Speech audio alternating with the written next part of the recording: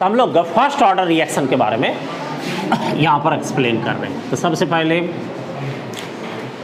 Definition हम लोग first order reaction का कह सकते हैं। तो यहाँ पर हम लोगों को वैसे रिएक्शन जिसके रेट इक्वेशन के कंसंट्रेशन टर्म के पावर का जो सम होगा वह अगर 1 होगा तो उसको हम लोग कहेंगे फर्स्ट ऑर्डर रिएक्शन। इसका मतलब पहला पॉइंट इसका हो जाएगा कि sum of power of concentration term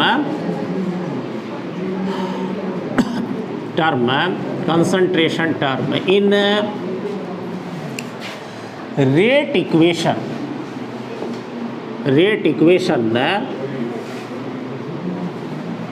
of reaction is 1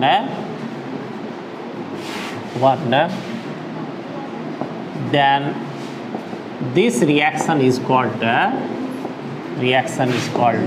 first order reaction।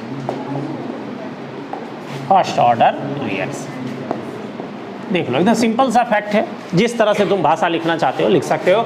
मतलब sum of power of concentration term in rate equation of chemical reaction is 1 then this reaction is called first order reaction. सीधी बात है कि जो तुमको concentration term है उस पर जो पावर होगा, कंसंट्रेशन टर्म के पावर कहाँ पर, रेट इक्वेशन में, किसी केमिकल रिएक्शन के रेट इक्वेशन में जो कंसंट्रेशन टर्म होगा उस पर पावर आपको 1 होता है। तो इस तरह के रिएक्शन को हम लोग फर्स्ट ऑर्डर रिएक्शन कहेंगे। सीधी बात है।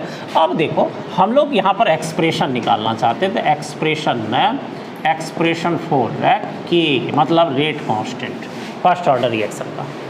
तो हम लोग यहाँ पर कोई काल्पनिक एक माना कि हम लोग मान लेते हैं, माना कि या ऐसे कह सकते हैं एक काल्पनिक फर्स्ट ऑर्डर रिएक्शन के लिए हम लोग फर्स्ट ऑर्डर एक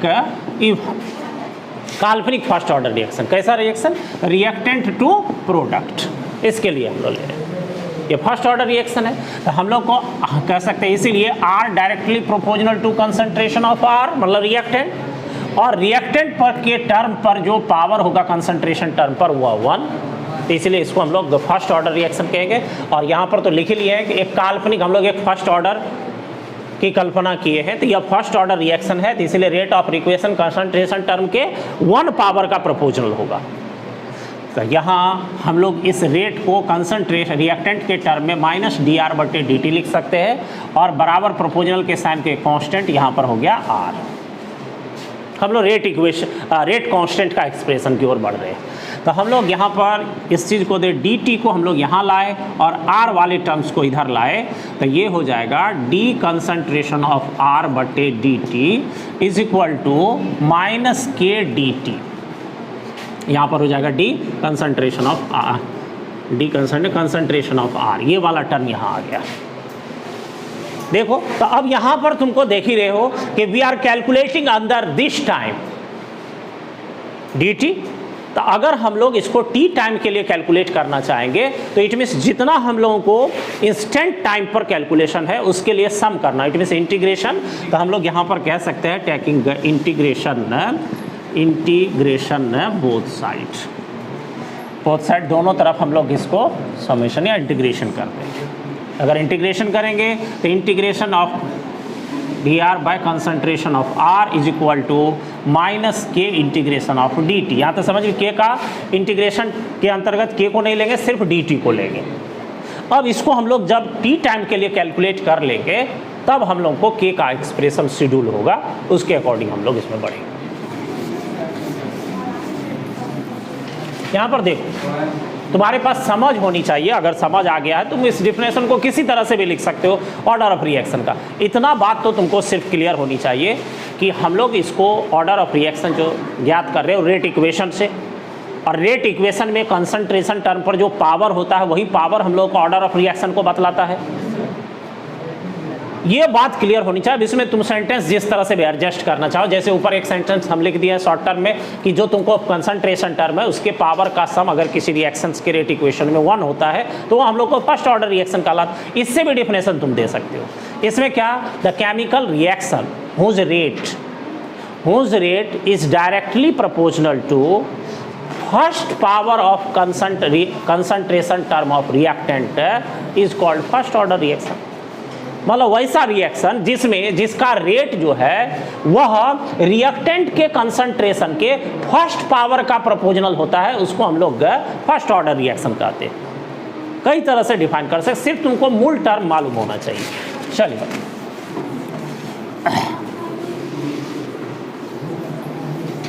देखो, अब हम लोग एक्सप्रेशन को यहाँ पर आगे बढ़ाएं। फिर तो एक्सप्रेशन के लिए हम लोग यहाँ तक हम लोग देख लिए कि रिएक्टेंट और प्रोडक्ट में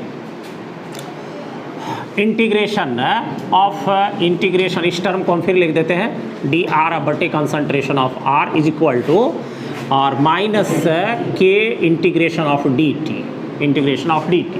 तो हम लोग इसको लिख सकते हैं, देख लो, ये हम लोग को 1 बाय कंसंट्रेशन ऑफ आर है, तो इसका हम लोगों को integration L N concentration of R बराबर यहाँ पर माइनस के तो रहेगा और डी टी का हो जाएगा टी और प्लस हो गया आई मतलब इंटीग्रेशन कांस्टेंट।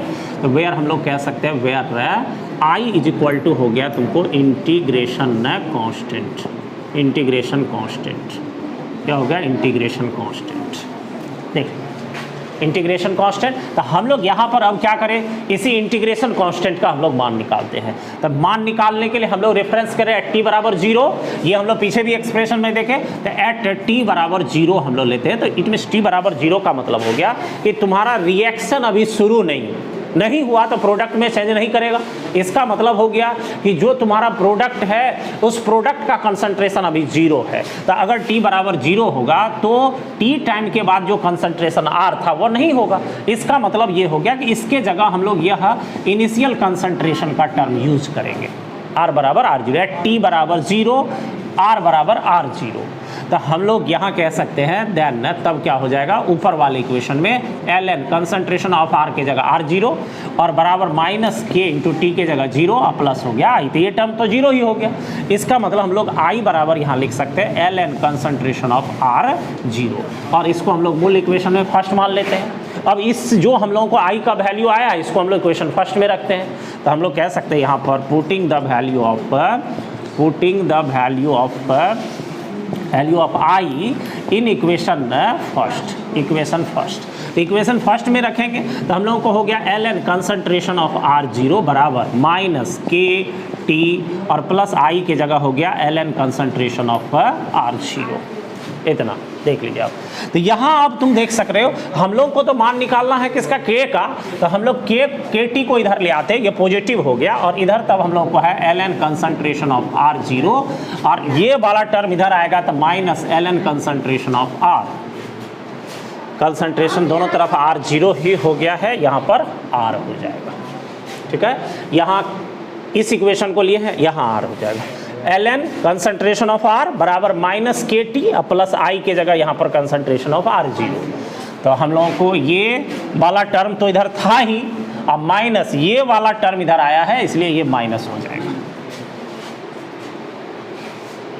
हम लोग ये देखें अब यहाँ पर जो हम लोगों को नेचुरल लॉगरिथम वाला टर्म है उस टर्म्स के हम लोग नियम को लगाए। तो अगर इस टर्म में एल एन के 2 टर्म अगर घटाव में होगा तो उसको हम लोग भाग में लिख सकते हैं। तो L N concentration of r0 बटे कंसंट्रेशन ऑफ r, अगर 2 टर्म घटाव में होगा तो भाग में और जोड़ में होगा तो गुना के रूप में लिख सकते हैं।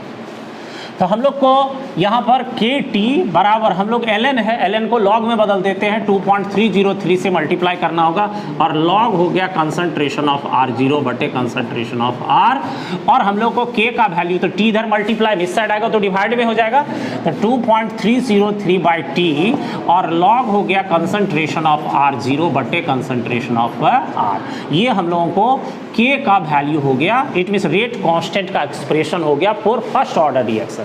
फर्स्ट ऑर्डर, इससे पहले हम लोग 0 ऑर्डर रिएक्शन का भी निकाले, ये हम लोगों का। अब इसके कैरेक्टरिस्टिक्स का हम लोग एनालिसिस करेंगे on the basis of formula.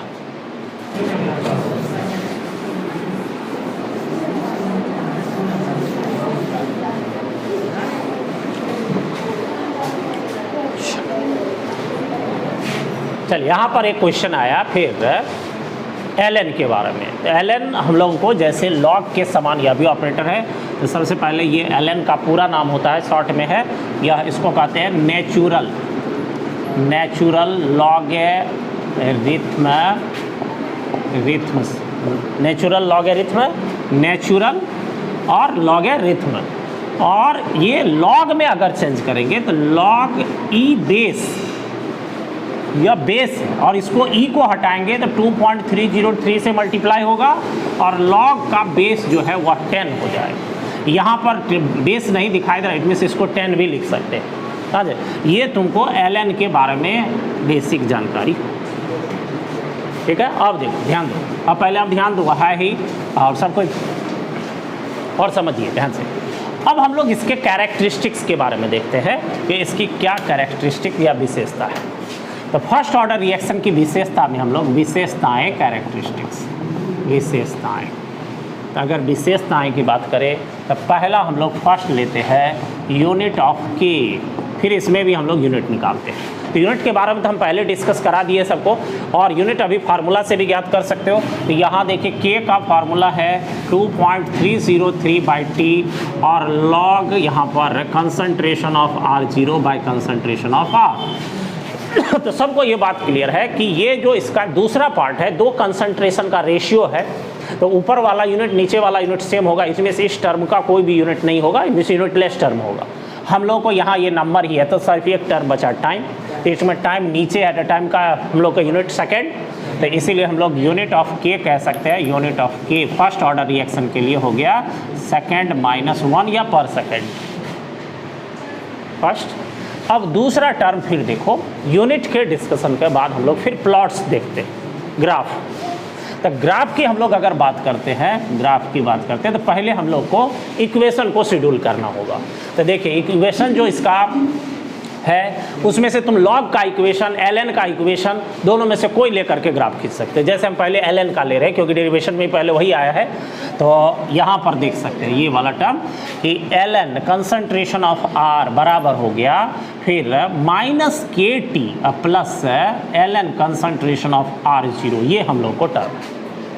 इस टर्म को हम लोग y बराबर है mx + c, इस हम लोग को जो स्ट्रेट लाइन का इक्वेशन है इससे हम लोग कंपैरिजन करते हैं। तो स्ट्रेट लाइन के तो हम लोग देख रहे हैं y पर ये टर्म, x पर t, और हम लोग को जो इंटरसेप्ट है वह कितना c, और उसके बाद हम लोग को स्लोप जो है वह -k। तो यहाँ पर हम लोग पहला देखो इंटरसेप्ट की बात करते हैं तो बराबर c बराबर यहाँ पर हो गया ln कंसंट्रेशन ऑफ R0। हम लोग स्लोप की बात करते हैं तो स्लोप हो गया हम लोग को m, और m बराबर यहाँ फिर -k, और उसके बाद हम लोग को y पर जो टर्म होगा और x पर टर्म होगा। मतलब हम लोग जो ग्राफ खींचेंगे वो ग्राफ हो जाएगा तुमको यहाँ पर ln कंसंट्रेशन ऑफ R, और ये वर्सेस हो जाएगा किसका t। इट मीन्स इस दोनों के बीच हम लोग ग्राफ खींचेंगे, ठीक है। अब ग्राफ खींचेंगे तो ग्राफ को आगे बढ़ाते हैं।